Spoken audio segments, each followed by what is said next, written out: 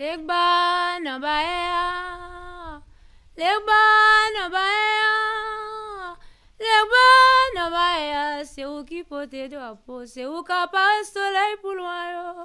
Legba na baea, legba na baea, legba na baea, c'est où qui porte drapeau, c'est où qui passe soleil pour loin. Legba na fawa.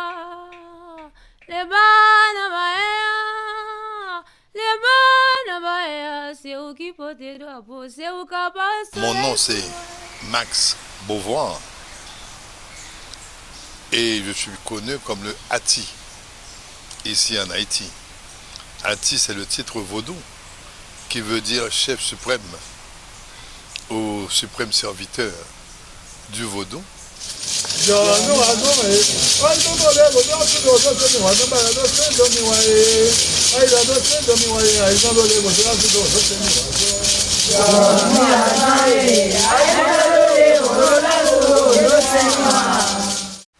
me désolais du fait que les étrangers avaient généralement un point de vue négatif vis-à-vis d'Haïti.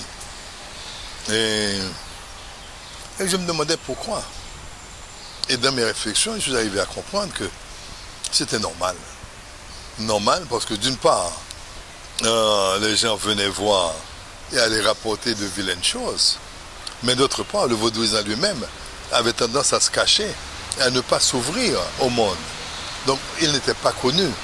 Et c'est de cette ignorance que sortaient ces sentiments mauvais. Je me suis dit, mais c'est ridicule.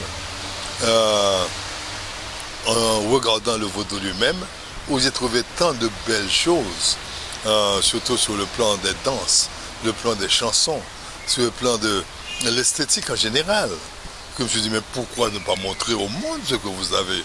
Et se cacher n'est pas une solution. Nous sommes, ouvrons nos portes.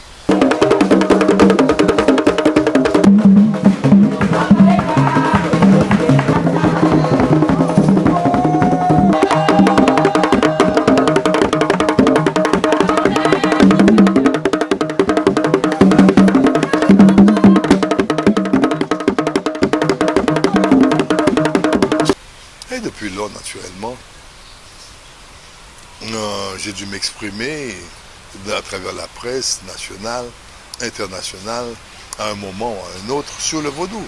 Il fallait bien expliquer aux gens ce que c'était que le vaudou. Quand les gens venaient vraiment avec la question fondamentale, mais qu'est-ce que c'est que ce vaudou-là dont vous parlez, etc. Nous ne savons pas ce que c'est pas enseigné dans les écoles.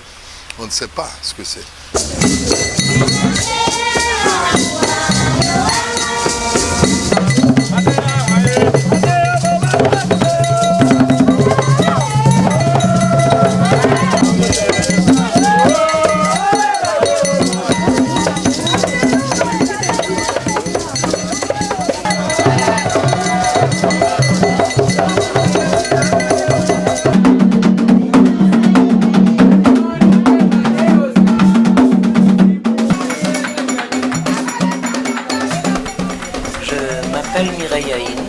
Je suis venue en Haïti en tant que directrice de la médiathèque de l'Institut français, donc détachée auprès du ministère des Affaires étrangères.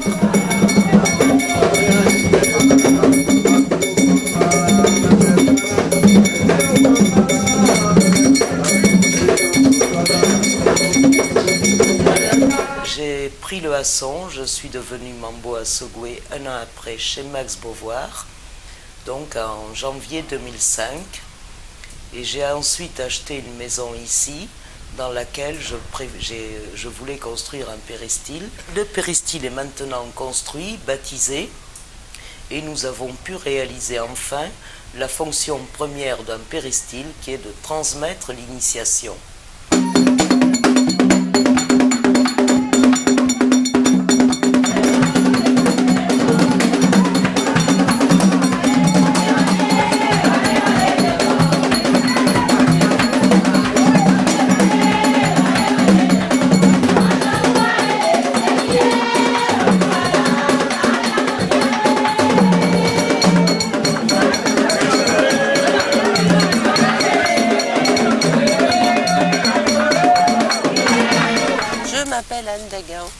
suis née dans le Gers en Gascogne. Je sais pas ce que je fais là.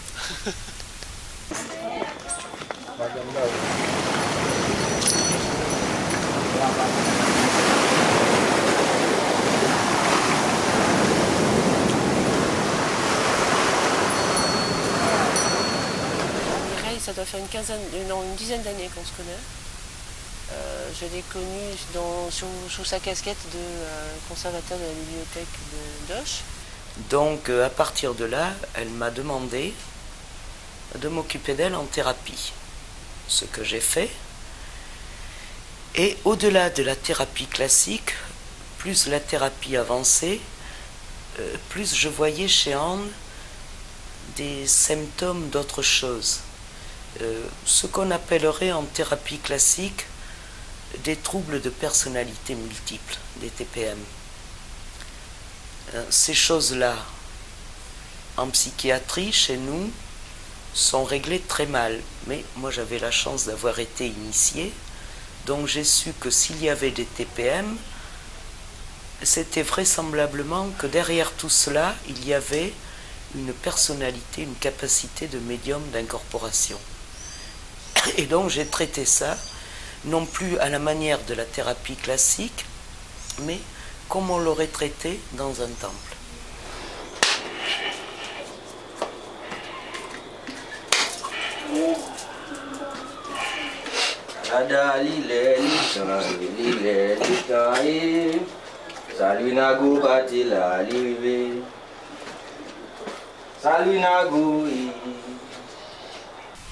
Une initiation dans le vaudou haïtien implique une réponse à plusieurs niveaux. Le premier niveau, c'est que c'est une phase de réclusion. On va extraire l'initié de son monde habituel et on va le mettre en réclusion pour lui permettre d'accéder au monde invisible. Cette initiation va lui permettre d'entrer en contact avec les composantes fondamentales de sa personnalité. Et non pas comme on le fait en thérapie ou en analyse, mais de manière quasi immédiate, par des rêves, des réactions à certains chants, la personne va apprendre à mieux se connaître.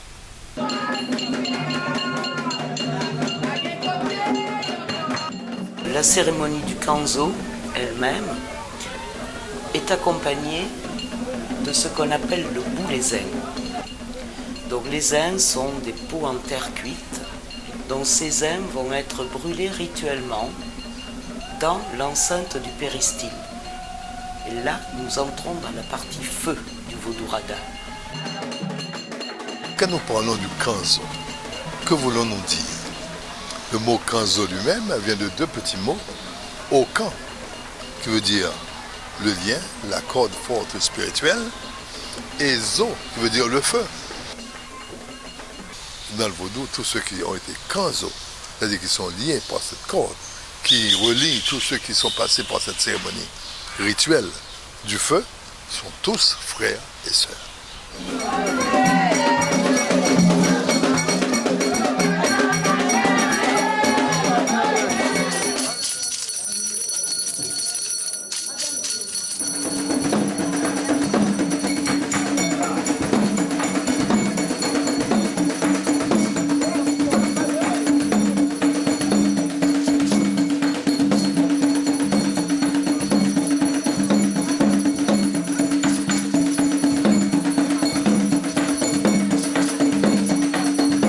Lorsque Max est arrivé, j'aurais pu vivre ça comme le chef suprême du vaudou vient chez moi. Ce n'est pas du tout comme ça que je l'ai vécu. Je l'ai vécu comme mon papa, celui qui m'a initié, vient voir ses premiers petits-enfants, vient voir ma maison et va devenir le parrain du péristyle. Et en ce sens, il est le parrain de tous les enfants qui sont là et qui viendront par la suite. J'ai un peu symboliquement décidé que à la montée de l'avion, je laissais derrière moi ma vie d'avant.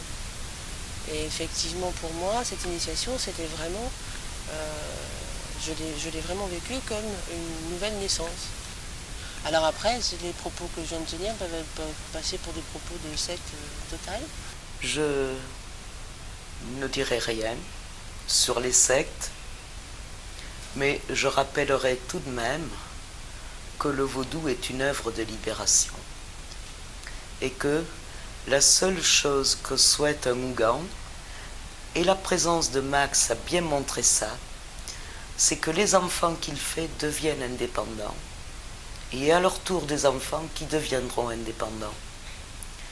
Donc quand on parle de secte, on ne peut pas, secte ne va pas avec indépendance.